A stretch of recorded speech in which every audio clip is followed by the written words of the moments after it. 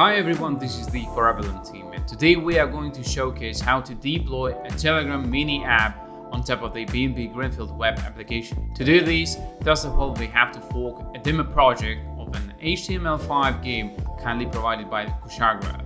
Here's the link to the GitHub repo. After forking the repo, we can proceed with the deploying process on top of BNBGreenfield. Let's open the 4EVERLAND website, then log in, choose 4EVERLAND hosting service, sync a GitHub account if it is not synced yet, then select the repo which we just forked. Choose Greenfield as the protocol to deploy a web application on, and click on the deploy button.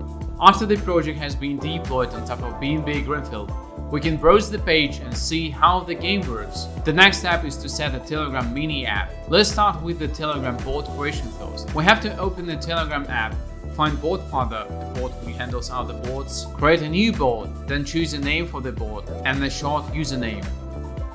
A new bot is born. Now let's proceed with the mini app creation. It's also done with bot father. We have to click on My Apps, choose a new app and select our just created bot.